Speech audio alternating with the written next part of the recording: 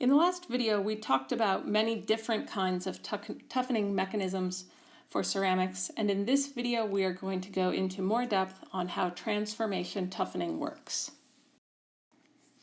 This figure shows schematically how transformation toughening works, in that there is a matrix with a second phase particle in it, and these particles, when they feel the stress generated by the crack tip, undergo a stress-induced transformation, and because of the volume change of the particles from one phase to the other, essentially generate a stress field around that crack tip.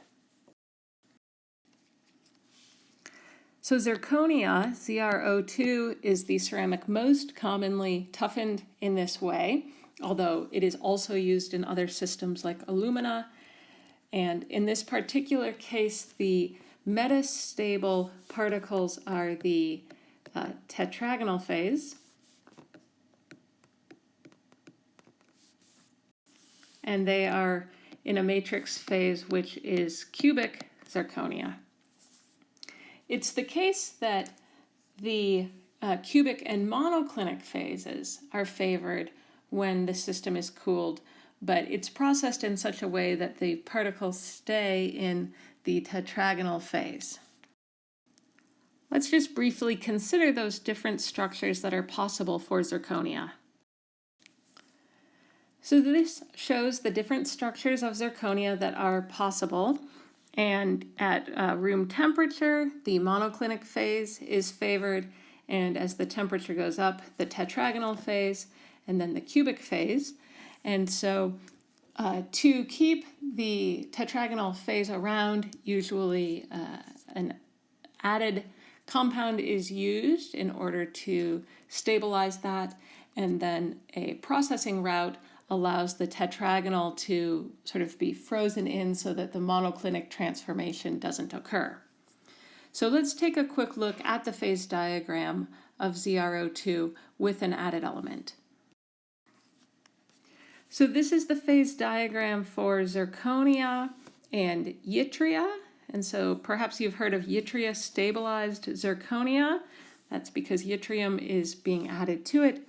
So for pure zirconia over here, we see that at the low temperatures, the monoclinic phase is what's stable. And then here the tetragonal phase. And then at higher temperatures, this one that says fluorite, which is the cubic phase. And at low temperatures down here, where this might be operating, the two phases that are present, you'll see, are the cubic and monoclinic in equilibrium. And so again, this is processed such that tetragonal and cubic stick around, and then when the stress is added, the transformation from tetragonal to monoclinic occurs. Let's look into that in a little bit more detail. So as a crack is propagating in zirconia, which has these metastable tetragonal particles, at the crack tip, a stress-induced transformation occurs, and this transforms the particles from the tetragonal phase to the monoclinic phase. And it's important to note that only particles near the crack tip are transformed. This transformation acts to toughen the material in two different ways. The first is that the energy needed for fracture is dissipated during the transformation as part of the transformation process. The second is that a residual compressive stress results on this tetragonal to martensitic transformation because the volume change is approximately equal to 4%. So the monoclinic phase has a higher volume than the tetragonal. And so as that transformation occurs, the compressive stress is built up around there. And that's what we saw acting to somewhat sort of close up the crack or to resist further crack growth. So in order to achieve transformation toughening, we have to be very careful in how we approach the processing of these materials. So the first thing to note is that the particle size will control the temperature where this stress-induced transformation occurs. And so we would want to make sure that we were operating at a temperature where we could take advantage of the stress-induced transformation, and that's achieved through control of the particle size. And it has been found that a particle size between 0.1 and 1 microns is the best in this regard for transformation toughening zirconia. And the second point regarding processing is that it's important to inhibit that tetragonal to martensitic transformation during cooling, because we want to wait and be able to access it during loading, so that only when the stress is applied from the crack do the particles transform tetragonal to monoclinic.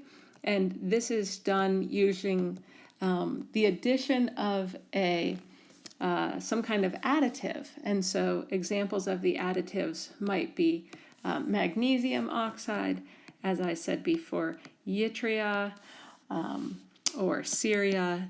These are materials that can be added to stabilize the tetragonal phase to allow it to exist so that you can take advantage of that monoclinic transformation. So let's take a look at the magnitude of the effect that can be realized through transformation toughening of zirconia. So this slide shows the fracture toughness of many different technical ceramic materials. And so we can just sort of take a look. The y-axis is the fracture toughness. Over here, we have the line for sort of regular untreated zirconia. You'll see that it's not a very high value. We can then look at transformation toughened zirconia, partially stabilized zirconia. So these are just with sort of different add-ins or different processing conditions. And so we can go from a very low fracture toughness for zirconia down here up to the highest nearly of all technical ceramics, an average of maybe 19 MPa per root meter. So doing transformation toughening on zirconia can result in a high K1C approaching 20 MPa.